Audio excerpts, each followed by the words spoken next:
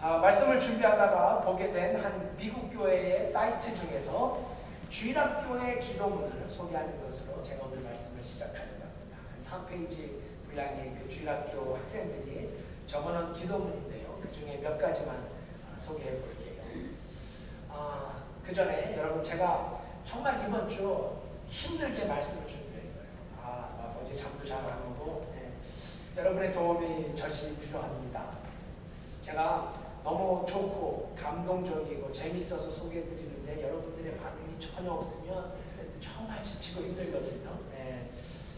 우리 여러분들 함께 소개할 때마다 약간의 그 병청객 리액션을 제가 좀 부탁을 드립니다. 저도 큰 힘이 될 것 같아요. 주일학생의 기도문이라는 사실을 염두에 두시고 들어주시면 좋겠습니다. 로버트라는 학생의 기도문입니다. 하나님, 제 이름은 로버트예요. 남동생이 갖고 싶어요. 엄마는 아빠에게 부탁하래요. 아빠는 하나님한테 부탁하래요. 하나님은 하실 수 있죠? 하나님 파이팅. 잘하죠? 데니엘 기도문입니다. 하나님, 꽃병을 깬 건 도날드예요. 제가 아니라고요. 분명하게 써놓으셔야 해요. 이런 기도문도 있었어요. 사랑하는 하나님, 오른쪽 뺨을 맞으면 왼쪽 뺨을 대라는 건 알겠어요. 그런데 하나님은 만약 제 여동생이 오른쪽 눈을 찌르면 어떻게 하시겠어요? Love Teresa. 하나님, 지난번에 쓴 편지 기억하시죠? 제가 약속한 것은 다 지켰거든요. 그런데 왜 하나님은 아직도 준다던 강아지는 안 보내주시는 거예요? 루이스. 이런 기도문도 있었어요. 글렌이라는 학생입니다. 하나님, 만일 내가 하나님이라면 지금 하나님처럼 잘 해내지 못할 거예요. 하나님, 굿잡. 어떻게 해석해야 돼요? 하나님, 굿잡. 그 다음 단이라는 아이의 기도문, 집중해서 잘 들어주세요. 집중해서요. 하나님, 우리 옆집 아줌마 아저씨는 맨날 소리를 지르며 싸움만 해요. 아주 사이가 좋은 친구들끼리만 결혼하게 해주세요. 찔리는 커플들 있으신 줄 모르겠어요. 크리스라는 아이의 기도문입니다. 하나님, 레모네이드를 팔아 26센트를 벌었어요. 이번 일요일에 조금 드릴게요. 너무 솔직한 기도문이에요. 잔의 기도문입니다. 하나님, 눈이 너무 많이 와서 학교에 못 갔던 날 있잖아요. 한 번만 더 그랬으면 좋겠어요. 자, 바바라의 기도문이에요. 하나님, 참 궁금한 게 많은데요. 왜 밤만 되면 해를 어디다 숨기세요? 가장 필요한 때인데 말이죠. 저는 5살이에요. 하나님은 천사들에게 일을 전부 시키시나요? 우리 엄마는 우리들이 엄마의 천사래요. 그래서 우리한테 심부름을 다 시키나 봐요. 사랑을 담아서 메리. 하나님이 어디든지 계시다니 마음이 놓여요. 말하고 싶은 건 그것뿐이에요. 마가렛. 이 기도문 잘 들어주세요. 하나님, 착한 사람은 빨리 죽는다면서요? 엄마가 말하는 걸 들었어요. 저는요, 항상 착하지는 않아요. 같은 마음 많죠? 예. 하나님, 휴가 때 계속 비가 와서 우리 아빠는 무척 기분이 나빴어요. 하나님한테 우리 아빠가 안 좋은 말을 하긴 했어요. 제가 대신 잘못을 빌 테니 용서해 주세요. 하나님의 친구, 이름은 비밀이에요. 아버지를 위해서 기도하는 아들. 하나님이 무슨 일을 하시는지 주일학교에서 배웠어요. 그런데 하나님이 쉬는 날엔 누가 그 일을 해요? 제인. 하나님, 기도하지 않을 때도 가끔씩 하나님을 생각해요. 엘리어트. 하나님, 남동생이 태어나게 해주셔서 감사합니다. 그런데 제가 정말 갖고 싶다고 기도한 건 강아지였어요. 미국 애들이 이런 기도할 것 같아요. 이런 기도문 잘 들어주세요. 우리 어르신들. 하나님, 사람을 죽게 하고 또 사람을 다시 만드는 대신 지금 있는 사람을 그대로 놔두는 건 어떻겠어요? 에디. 너무나 소중한 기도문인데요. 다른 거 줄이고 마지막 다나라는 아이의 기도문 소개할게요. 하나님, 저번 주에는 비가 3일 동안이나 계속 내렸어요. 노아의 방주처럼 될까봐 걱정했었어요. 하나님은 노아의 방주 안에 뭐든지 2마리씩만 넣으라고 하셨잖아요. 우리 집에는 고양이가 3마리가 있거든요. 점점점점 이렇게 나왔어요. 정말 기도 자체가 은혜가 되는 기도인 것 같아요. 오늘 예리 자매 하나님의 은혜 참 은혜가 됩니다. 제가 이 글을 읽으면서 제 가슴이 너무나 벅차고 가슴 뛰었던 이유는 저도 비슷한 기도를 한 주간 드리고 있었기 때문이에요. 주일학교 같은 기도. 제가 지난주에 예술학교를 시작하면서 제가 가지고 있는 두려움을 믿음으로 바꾸는 훈련을 해야 된다. 매달 5,000불가량의 지출을 해야 되는데 이 두려움을 믿음으로. 네, 이렇게 제 스스로에게 강조하면서 저도 이 주일학생들 같은 기도를 드렸던 게 사실이에요. 그리고 그 기도를 이미 응답받는 귀한 은혜를 체험할 수 있었는데요. 제가 이 은혜를 나누려면 설교문을 다 바꿔야 돼가지고 제가 다음 곧 제가 이 은혜를 여러분들과 함께 나누려고 해요. 제가 주일학생처럼 드렸던 기도, 더불어 하나님께서 어떻게 일하고 계셨는지. 여러분, 제가 정말 감사한 것은요, 제가 정말 순수한 마음으로 이 예술학교를 시작했습니다. 그랬어요. 가장 먼저는 저희 교회 유학생들, 이 청년들을 생각하면서 시작하였고, 우리 교회 아이들 생각하면서 시작할 수 있었고, 또한 우리 강연의 반주자님을 생각하면서 시작할 수 있었습니다. 네, 정말이에요. 제 마음속에 다른 잡생각이나 욕심 하나도 없이 정말 순수한 마음으로 예술학교의 사역을 시작했습니다. 지난주 여러분 말씀드렸듯이 저는 깡촌 출신 사람입니다. 완전 시골 사람이에요. 여러분, 이런 시골 사람의 장점이 바로 순수함 아니겠어요? 시골 사람의 장점 중에 하나가 바로 순수함. 전혀 동의하지 않으시고 싸해졌어요. 여러분, 우리 승재 형제님 보면 저도 정말 시골 출신이에요. 저는 서상군 음암면 도당면. 승재 형제님은 서상 옆에 있는 태안군, 무슨 리, 그죠? 저랑은 다르게 확실히 시골 티가 나잖아요. 아주 시골 출신. 정말 순수해요, 저 청년. 정말이에요. 눈물도 많고. 네, 이게 저희 같은 시골 출신들의 참으로 좋은 점인데요. 분명 저는 이번에 하나님께서 저희 교회와 저의 이런 순수한 마음과 열정을 축복해 주셨다고 믿습니다. 제가 순수한다는 말에 많이 불편해하는 우리 청년들의 표정들이 보이는데요. 기억합니다. 이번 예술학교를 시작하면서 저는 분명하게 하나님께서 그렇게 역사하시고 인도하셨다고 믿습니다. 그 역사와 인도하심을 제가 여러분들과 곧 나누도록 하겠습니다. 오늘은 지난주 설교와 바로 이어지는 일명 씨 뿌리는 비유의 연속적인 말씀입니다. 오늘 말씀은 반드시 지난주 설교 말씀과 이어져야 하는데요. 혹시 지난주 설교를 많은 분들이 듣지 못하셨는데 그러신 분들은 꼭 홈페이지에 들어가셔서 한번 들어주시길 제가 부탁을 드립니다. 그래야 추수감사주일에 풍성한 열매를 맺을 수 있습니다. 우리 송집사님께서 홈페이지 관리에 참으로 수고해 주시고 계신데 관리만 중요한 게 아니라 홈페이지를 잘 사용하는 것 더 중요하다는 사실 기억하시면서요. 못 들은 설교뿐만 아니라 이렇게 가끔 홈페이지 방문하셔서 힘들고 지칠 때 한 번 더 설교 들어주시면 아마 은혜가 되지 않을까 하는 생각을 갖게 됩니다. 자, 이제 본문으로 들어가십시다. 본문으로 들어가셔서 세 번째입니다. 그렇죠. 지난주에 이어서 전해지는 말씀이니까 세 번째로 주님이 말씀하신 마음 같은 어떤 밭일까요? 어떤 밭이에요? 가시떨기가. 우리 본문의 7절 함께 보십시다. 7절 말씀입니다. 함께 우리 본문의 7절 한 목소리로 읽으면 좋겠습니다. 함께 읽어요. 시작. 더러는 가시떨기에 떨어짐에 가시가 자라 기운을 막음으로 결실치 못하여. 제가 지난 시간에 네 밭 중에 첫 번째 그 밭인 길가는 명목상의 기독교인이라고 말씀드렸습니다. 명목상의 기독교. 그럼 두 번째 밭인 돌밭은 혹시 어떤 기독교인을 상징한다고 말씀드렸는지 기억이 나시는지요? 우리 단장님 벌써 선물 받으신 거예요. 돌짝밭은 피상적인 기독교인을 상징한다고 말씀드렸습니다. 이것은 그냥 제 생각이 아니라 여러 책들, 여러 신학자들, 여러 설교자들의 동일한 의견을 모읍니다. 피상적인 기독교. 그냥 시험 문제죠. 자, 그럼 세 번째, 가시떨기 밭은 어떤 기독교인을 대표한다고 할 수 있을까요? 그게 바로 세속적인 기독교. 세속적인 기독교. 저를 좀 따라해 주시면 감사하겠어요. 세속적인 기독교인. 세속적인 기독교인. 한 번 더 하십시다. 세속적인 기독교인. 세속적인 기독교인. 네. 오늘 예수님께서 말씀하고 계신 가시떨기 같은 바로 세속적인 기독교인을 대표하는 모습입니다. 왜 그럴까요?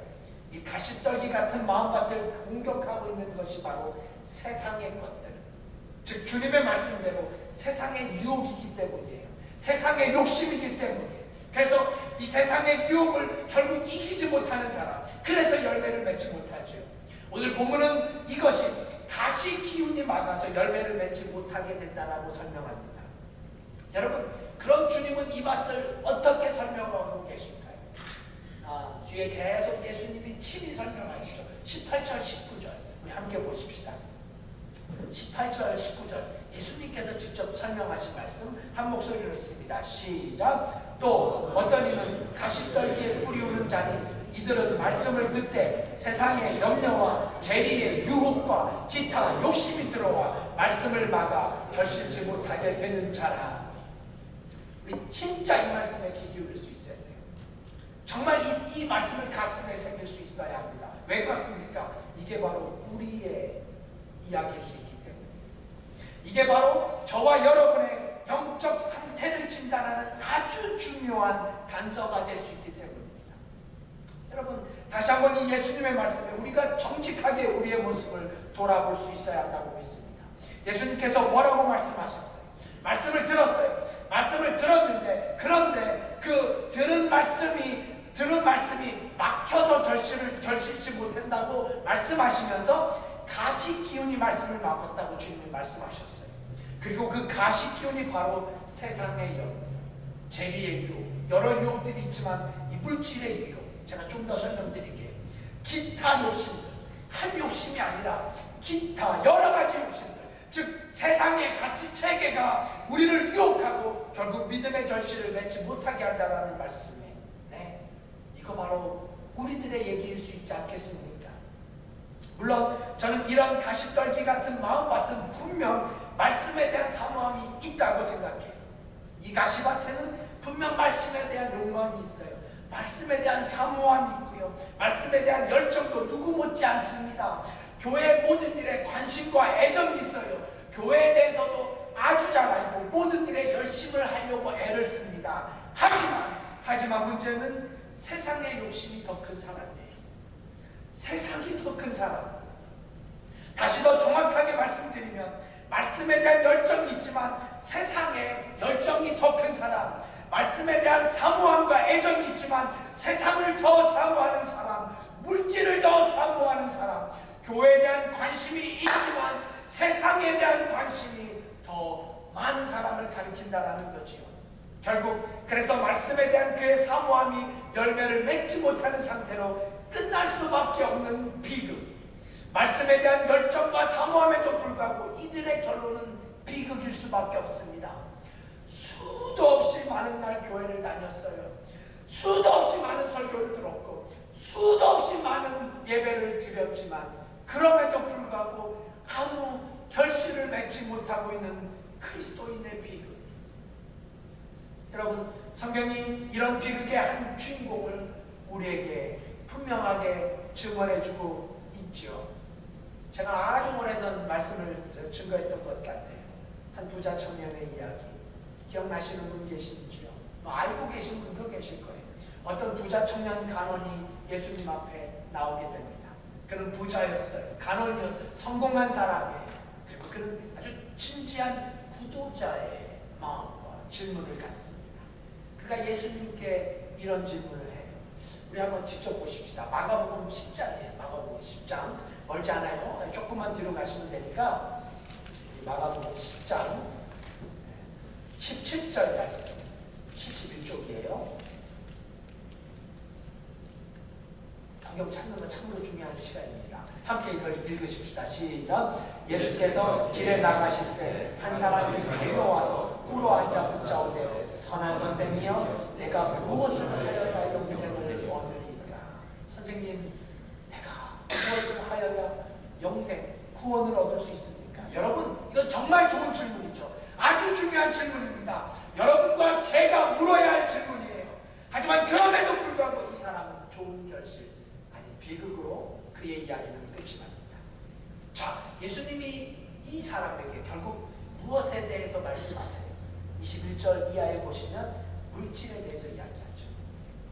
왜 말씀하셨을까요? 물질에 대해서. 이 사람은 재물의 욕심에서 헤어나올 수 없는 사람임을 이미 주님이 아셨기 때문이죠. 만약 이 사람이 물질을 잘 관리하고 잘 사용해서 재물의 종이 되는 사람이 아니라 재물을 종으로 삼는 좋은 부자였다면 주님께서 이 사람에게서 결코 돈 얘기를 하지 않았을 게 분명하다라는 게 많은 설교자들의 공통된 의견입니다. 저도 동의해요. 그런데 이 부작가는 예수님에 대한 관심도 있었고 삶의 진지함도 있었고 경건함도 있었지만 그럼에도 불구하고 이 사람의 마음에 더 많은 부분을 차지하고 있었던 것이 바로 물질에 대한 관심이었어요. 그러므로 물질이 신앙보다 더 컸던 사람, 돈보다 더 큰 게 없었던 사람, 이것이 신앙의 길을 가로막을 것이라는 것을 주님이 아셨습니다. 그래서 그에게 이렇게 도전하시죠. 내 재물을 팔아서, 내 재물을 팔아 가난한 사람에게 주라고, 그리고 나를 쫓으라고. 그럴 수 있겠냐고. 그 다음 참 슬픈 구절이 이어집니다. 22절이에요. 자, 이 사람이 어떻게 반응했는지 22절 함께 읽습니다. 시작. 그 사람은 재물이 많은 거로 이 말씀을 인하여 슬픈 기색을 띠고 근심하며 갑니다. 결국 재물에 대한 욕심을 이 사람은 이길 수 없었습니다. 이미 재물이 그의 우상이 되어버렸기 때문이죠. 사랑하는 성도 여러분, 저는 성경이 항상 재물에 대해서 경계의 목소리를 높이지만 저는 그렇다고 해서 우리 신앙인들이 재물에 아무 상관없이 사는 것도 문제라고 생각해요. 이게 참 한국의 김동호 목사님 같은 분이 정말 바른 성경적 재물관에 이게 늘 도전을 주시는 분인데요. 이 목사님이 이런 같은 말씀을 하세요. 성경이 재물을 죄악시한다고 해서 재물을 가지는 것 자체를 죄악으로 잘못 오해하는 것은 매우 슬픈 일이라고. 아니, 저는 오히려 우리 신앙인들이 재물의 축복을 얻고 기도해야 한다고 생각해요. 저는 저희 교회에 우리 성도님들이 재물의 축복이 늘어나기를 정말 간절히 기도드립니다. 저는 저희 교회 성도님들이 오늘도 제가 기도한 것처럼 11조가 늘어나기를, 감사헌금이 늘어나기를 오늘도 간절하게 기도드려요. 정말이에요. 그저 교회의 재정을 늘리고자 하는 그런 저급한 기도가 아니라 정말 저희 교회 성도님들의 11조가 늘어나는. 그래서 우리 교회도 거룩한 부자가 생기는 꿈을 꿉니다. 지난주 제가 저희 교회 성도님 중에 이런 말씀을 하시는데요. 제가 너무 좋았어요. 저희는 사관님 부자는 아니지만 빚이 없다고. 빚이 없다고. 그 말이 제게 얼마나 은혜가 되는지 모르겠어요. 정말 좋더라고요. 그래서 그날은 제가 밥을 얻어 먹었어요. 빚이 없는 것은 뭐 싸줄 수 있는 거죠. 빚이 없는 것은 제가 사는 거, 빚이 있는 것은 제가 사는 거. 제가 누군지 나중에 알려드릴게요. 빚이 없는 교회. 어쩌면 여기서부터 거룩한 부자의 소망이 이루어진 걸 아니겠습니까? 우리 교회에 거룩한 부자, 하나님이 원하시는 부자가 생기기를 원해요. 근데 여러분 기억하십시오. 그냥 부자가 아니라 믿음의 부자, 거룩한 부자, 신앙의 부자. 여러분, 그래서 우리가 재물의 축복과 더불어 반드시 기도해야 할 기도 제목은 바로 주신 재물을 잘 다스릴 줄 알도록 지혜를 달라고 기도하시네요. 이거 정말 중요한 기도예요. 이 기도가 반드시 함께 가야 돼요. 왜냐하면 남겨진 10의 굴을 잘 사용하는 지혜, 이게 정말 신앙인으로서 중요하기 때문에. 그러면 재물에 대한 기도를 하셨다면 이 기도를 반드시 추가하셔야 돼요. 정말 기억하셔야 돼요. 그래서 하나님의 것을 하나님께 드리는 분명한 11조의 믿음, 또한 은혜에 대해 감사할 수 있는 감사의 믿음, 또한 그 외의 것에도 물질을 잘 다스릴 수 있는 것입니다. 물질의 축복을 원하신다면 여러분 반드시 우리의 기도는 여기까지 이어져야 합니다. 왜냐하면 어떤 사람은, 아니 많은 사람들은 재물이 생기면서 그 재물이 하지만 자기의 주인이 되어버리는 경우가 너무나 많이 있기 때문이에요. 그래서 예수님께서 이런 사람들을 향해서 이렇게 도전하시잖아요. 하나님과 재물을 겸하여 섬길 수 없다. 두 주인을 섬길 수 없다. 그렇습니다. 사랑하는 성도 여러분, 잘 들어주십시오. 여러분과 제게도 분명 우리 마음밭의 열매를 방해하는 세상의 것들이 있을 수 있습니다. 정직하게 여기에서 자유하기란 쉽지 않는 게 분명해요. 심지어 굳이 물질이 아니더라도 우리의 열매를, 신앙적 열매를 방해하는 세상의 것들이 있어요. 오늘 본문에 기록된 것처럼 세상의 염려들, 돈뿐 아니라 세상의 거센 유혹들, 세상의 욕심들, 이것이 다 세상의 것들이라고 성경이 이야기합니다. 자, 그런데요, 제가 여기 한 가지 꼭 추가해서 말씀드리고 싶은 게 있어요. 그게 뭐냐면 이런 세상의 것들 다 나쁜 거예요. 그렇죠? 염려 나쁜 거예요. 유혹도 나쁜 거예요. 욕심도 나쁜 거예요. 그래서 이것은 분명 세상의 것이요, 우리의 열매를 방해하는 것으로 충분히 인식이 됩니다. 성경도 그렇게 얘기해요. 하지만 저는 여기서 한 걸음 더 나아가서 우리가 생각하는 좋은 것들조차도 세상의 것이 될 수 있다라고 조심스럽게 여러분들과 나누고 싶어요. 좋은 것일지라도 그것이 얼마든지 내 신앙의 열매를 방해하는 거라면 그것이 바로 세상의 것이 될 수 있다는 말씀이에요. 무슨 말씀입니까? 내가 사랑하는 것들, 뭐 여러 가지가 있을 수 있겠죠.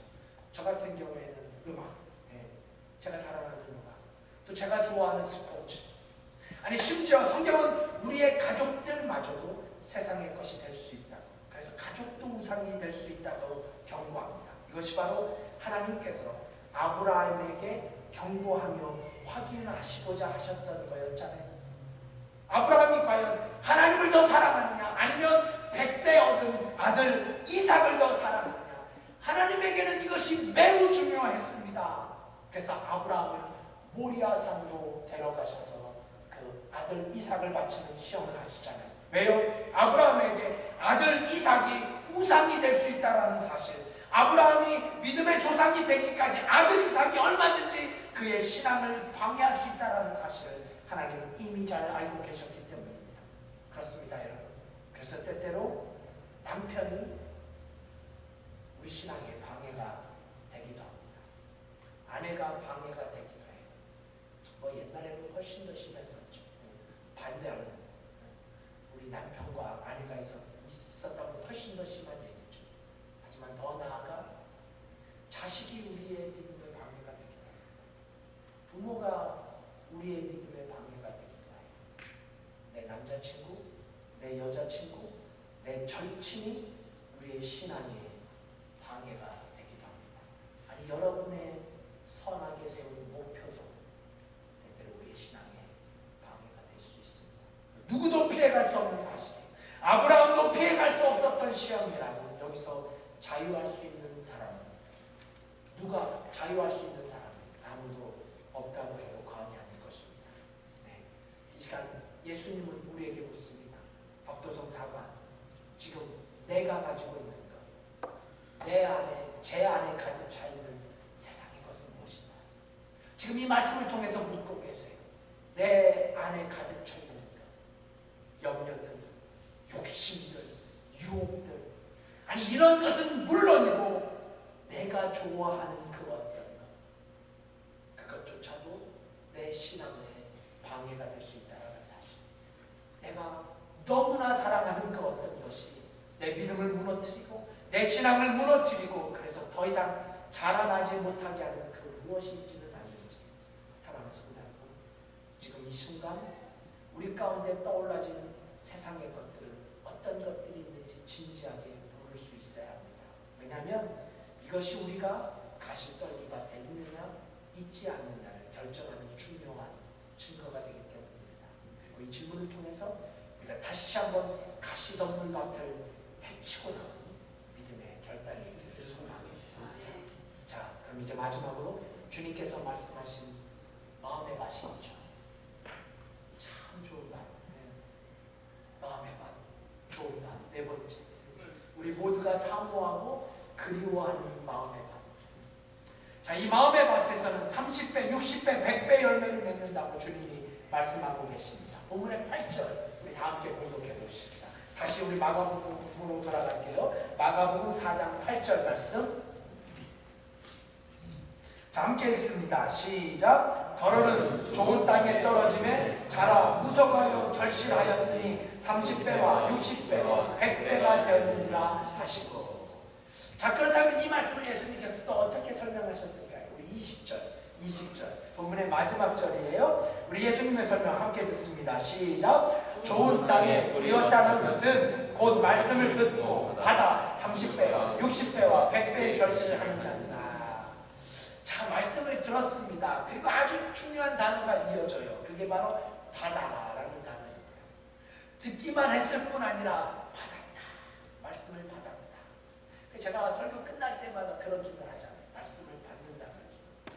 자, 이 받았다는 의미가 무엇일까요? 그러면 이게 중요하죠. 이게 중요합니다. 왜냐하면 이것이 바로 좋은 땅이 돼서 30배, 60배, 100배의 열매를 맺게 하는 비결이 되기 때문이죠. 자, 그럼 이 해답을 어디서 찾을 수 있을까요? 성경이 아주 분명하게 설명해 주는 것이 있어요. 누가복음 8장입니다. 누가복음 8장. 자, 누가복음 8장. 이제 마지막으로 성경을 찾는 부분이에요. 누가복음 8장 15절. 제가 막 창세기 갔다가 뭐 신약 성경 갔다 그러지 않죠. 여러분 찾기 쉬우라고. 103페이지. 오늘과 같은 상황의 말씀이에요. 오늘과 아주 같은 상황의 말씀. 8장 15절. 103페이지. 한 목소리로 공독합니다. 시작. 좋은 땅에 있다는 것은 착하고 좋은 마음으로 말씀을 듣고 지키어 인내로 결실하는 자니라. 여기서는 예수님이 훨씬 더 정확하게 설명해 주세요. 여러분, 여기서는 말씀을 듣고 그 다음에 받았다라는 단어 대신에 어떤 단어가 쓰여졌어요? 지키어. 이거 중요해요. 말씀을 듣고 지키어. 그렇습니다. 사랑하는 성도 여러분, 여러분은 왜 설교를 듣습니까? 매주일, 아니 더 자주 왜 말씀을 들으시나요? 그냥 듣기 위해서 듣습니까? 우리 예배에 설교가 있어서 들으시나요? 그냥 여러분이 들으시라고 제가 그토록 설교를 하나요? 아니죠. 아닙니다. 결코 아니에요. 설교를 듣는 이유, 그리고 제가 설교를 하는 이유, 바로 이거예요. 말씀을 듣고 지키기 위해서. 여러분과 제가 말씀을 우리의 생활에 적용하기 위해서입니다. 이 해답은 바뀔 수 없어요. 정답이기 때문이에요. 설교를 듣는 것은 말씀을 지키기 위해서이며 설교를 전하는 것 자체도 말씀을 지키기 위해서예요. 네, 이것이 분당의 유명한 이찬수 목사님이 수차례 수도 없이 많이 강조하는 말씀이에요. 본인이 설교를 하면서 깨어진다고, 설교를 하면서 설교한 대로 살려고 발버둥친다고. 그러니까 설교자가 그저 교인들이 말씀을 지키게 하기 위해서만 설교하는 것이 아니라 설교를 준비하면서 말씀을 묵상하면서 설교를 하면서 설교자도 그 전하는 말씀을 지키기 위해서 이찬수 목사님의 표현처럼 지키려고 발버둥치는 것, 그것을 위해서 설교한다라는 말씀이에요. 네, 이게 저의 사명이죠. 이게 저의 사명이에요. 네, 이것이 바로 말씀이 선포되어지는 가장 중요한 이유 중에 하나입니다. 우리에게 말씀하시는 그 말씀을 붙들고 살기 위해서. 그래서 설교자는 말씀을 증거해야 돼요. 사람의 생각이 아니라 말씀이 증거될 수 있도록, 그리고 그 선포된 말씀대로 지키기 위해서 설교는 존재하는 것이죠. 그러므로 그냥 여러분들이 들었어요. 네, 그냥 설교를 듣고 오늘 괜찮았어. 네, 오늘 뭐 재밌었어. 혹은 더 교회적인 표현으로 은혜를 받았어 라고 한들 그 고백을 위해서 설교가 존재하는 것이 아니라는 말씀이에요. 다시 한번 강조합니다. 설교의 이유, 말씀이 전파되어지는 목적, 그것은 여러분과 제가 그 말씀에 순종하며 말씀을 지키며 살기 위해서입니다. 여기 우리 모두 아멘 할 수 있어야 돼요. 아멘 해야 합니다. 왜냐하면 이게 결코 쉬운 일이 아니기 때문이에요. 쉬운 일이 아니에요. 어려운 일이 아니에요. 어려운 일이에요. 이거 절대로 만만한 게 아닙니다. 그래서 제가 설교 본문을 책정할 때 어떨 때는 전하지 못하는 설교 본문이 있어요. 이게 솔직한 저의 고백입니다. 왜냐하면 증거하는 대로 살 자신이 아직 없기 때문에. 여러분, 곡식이 열매를 맺는 것이 쉬운 일일까요? 아마 우리가 이것이 쉽다라고 말한다면 이 땅의 농부들이 가만히 있지 않을 거예요. 결실을 맺는 것, 열매를 맺는 것, 분명히 어려운 일입니다. 끊임없는 수고와 땀과 노력과 때때로 눈물까지도 요구되어지는 힘든 작업을 통해서만 열매를 맺게 됩니다. 추수하게 되지요. 마찬가지로 설교를 듣는 것, 이것은 쉬운 일입니다. 씨앗을 심는 일이 모내기가 별을 거두는 것보다 훨씬 더 모내기가 쉬운 일이듯이 설교를 듣는 일, 이것은 길가나 돌밭이나 가시덤불이나 다 하는 일입니다. 하지만 한 씨앗이 땅에 뿌려져 열매를 맺는 그 좋은 밭이 되기 위해서 30배, 60배, 100배의 결실을 맺는 좋은 밭이 되기 위해서 하나님의 말씀을 행하는 우리의 노력이 절대적으로 필요하다는 사실, 그렇습니다. 그래서 성경은 이렇게 말하고 있잖아요. 다시 한번 들어보시지 않으시겠습니까? 좋은 땅에 있다는 것은 착하고 좋은 마음으로 말씀을 듣고 지키어 인내로 결실을 하는 자리라. 아멘. 결실을 위해서 무엇이 필요합니까? 인내가 필요하다라는 거예요. 그냥 되어지는 게 아니라는 거지요. 말씀을 듣고 지키는 것, 이것은 끊임없는 인내의 삶이 요구되어지는 것입니다. 하지만 여러분 그 인내를 통해서 열매를 맺는다는 사실, 인내가 아무런 필요가 없는 것이 아니라 그 인내를 통해서 기어이 열매를 맺는다는 사실. 자, 이제 제가 말씀을 마치면서 여기 한 가지만 추가하고 싶은 게 있어요. 그것은 바로 착하고 좋은 마음으로 말씀을 듣는 것. 저는 이것도 매우 중요하다고 생각해요. 왜냐하면 그 착하고 좋은 마음으로 말씀을 들을 때 말씀을 지키게 되고 또한 인내할 수 있기 때문입니다. 그래요. 사랑하는 성도 여러분, 지난주 말씀드린 것처럼 부족한 설교자를 위해서 기도해 주십시오. 네, 정말 말씀을 증거할 때 여러분들의 기도가 필요해요. 요즘 정교님께서 제 걱정을 많이 하세요. 예술학교 때문에 토요일 온종일 교회에서 처음부터 끝까지 신경 써야 할 게 하나둘이 아니에요. 어제도 좀 제가 물론 많이 설교를 준비하고 왔지만 그 노트북을 가져왔어요. 좀 짬날 시간에 좀 하려고. 어제는 노트북을 꺼내지도 못했어요. 어제 정교님께서 저희 예술학교에 직접 오셔서 저와 여러 가지 말씀을 나누면서 사관님은 언제 설교 준비하냐고, 다른 목사님들은 토요일에 전화도 받지 않는다. 저는 토요일에 전화 안 받으면 큰일 납니다. 큰일 나요. 네, 이제 제가 정말 여러분의 기도가 필요할 때입니다. 그저 방청객 리액션만 필요한 게 아니라 절실하게 여러분의 기도가 필요해요. 너무나도 중요하고 소중한 시간인 토요일을 제가 온종일 하려 해도 정말 좋은 말씀, 좋은 시를 부릴 수 있도록 제가 다른 시간들을 잘 활용해서 말씀 준비에 소홀하거나 부족해지지 않게 좋은 시를 부릴 수 있도록 우리 가운데 열매 맺을 수 있는 좋은 시를 부리는 그런 말씀을 전할 수 있도록 여러분 준비해 주십시오. 하지만 여러분, 이 못지않게 중요한 게 있어요. 아니, 성경은 이것이 더 중요하다라고 가르칩니다. 그게 뭐예요? 바로 여러분의 마음밭을 좋은 밭으로, 착한 밭으로 준비하는 작업이에요. 여러분의 마음밭을 좋은 밭으로 준비하는 작업. 그래서 내가 만약 길가와 같은 마음밭이라면 좋은 토양을, 말씀의 토양, 기도의 토양, 찬양을 통해서, 우리 교회의 찬양이 너무 중요한 게 이 마음밭을 준비하는 과정이기 때문에 이런 귀한 시간들을 통해서 좋은 밭을 만드는 시간, 작업들.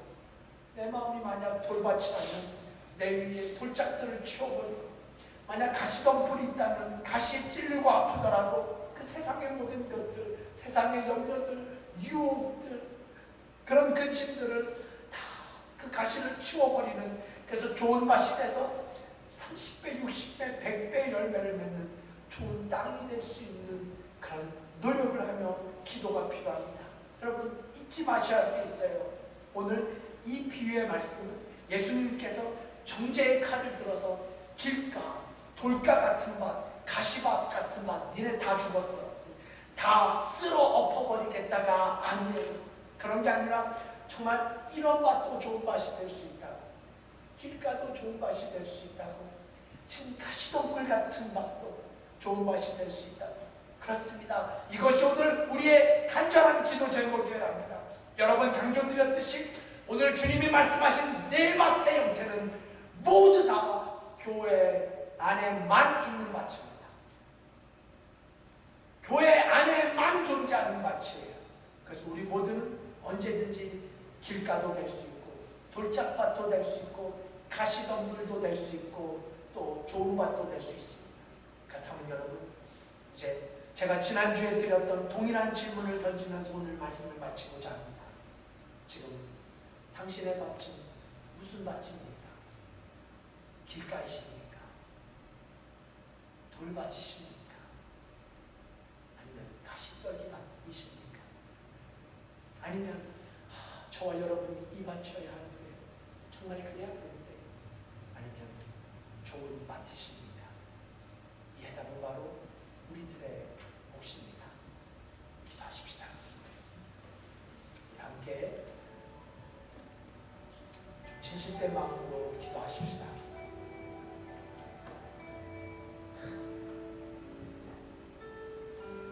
저는 저희 교회에 정말 좋은 설교가 선포되어지기를 제가 12년 동안 단 한 주도 그렇게 수고했던 주일이 없다라고 제가 여러분들 앞에 믿음으로 고백할 수 있어요. 단 한 주간 정말 좋은 말씀이 뿌려질 수 있기를 제가 기도하고 최선을 다합니다. 여전히 부족함이 있겠지만 여러분, 제가 이 시간 여러분들한테 기도를 부탁드리는 것은 좋은 밭이 되는 작업, 우리의 몫이에요. 말씀을 드릴 때, 그리고 찬양할 때, 예배 드릴 때, 세상의 염려, 세상의 유혹들, 여러 근심들 왜 없겠어요? 하지만 그 모든 것들 믿음으로 물리칠 수 있는 그런 우리의 결단과 기도가 필요합니다. 여러분, 시간 함께 기도하십시다. 우리 주일학교 같은, 주일학생 같은 마음으로 좀 기도하면 너무 좋겠어요.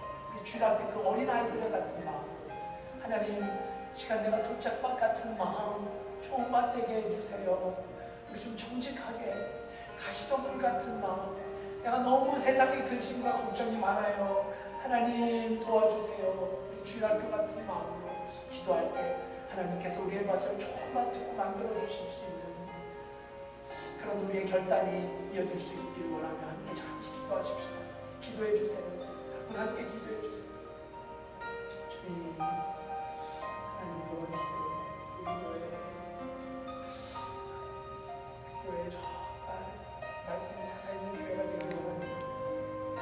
하나님, 그날 우리가 천국에서 어떤 열매를 맺으려고 그러신다면 아무 열매를 맺지 못하라면 하나님 앞에서 어떻게 쓰겠습니까? 말씀을 전하는 제 하나님, 선포되어지는 말씀을 지킬 수 있게 하나님 도와주시고, 선포되어지는 말씀이 우리 성도들의 삶 속에서 적용될 수 있게, 여전히 세상의 염려와 유혹, 욕심들이 있죠. 하나님, 그 모든 것보다 하나님의 진리의 말씀이 더 크게 우리의 삶 속에서 적용할 수 있게 하나님 주옵소서. 거룩하신 하나님, 오늘 우리에게 주어진 말씀을 우리 마음밭에 담습니다. 마음을 받습니다. 하나님, 그저 듣는 것이 아니라 그 말씀을 지키기를 기도합니다. 지킬 수 있도록 인도하여 주시옵소서. 하나님 도와주시옵소서. 세상에 염려가 있고 세상에 거센 유혹들이 있고 우리 안에 숨길 수 없는 욕심들이 있음을 고백합니다.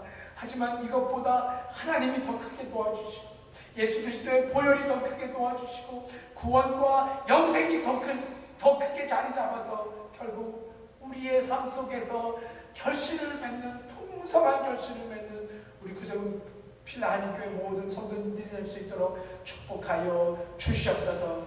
모두 다 좋은 밭으로, 좋은 밭으로 그렇게 예배하는 우리 모두가 될 수 있기를 주님 앞에 기도드리며 예수 그리스도의 이름으로 간절히 기도드렸사옵나이다. 아멘.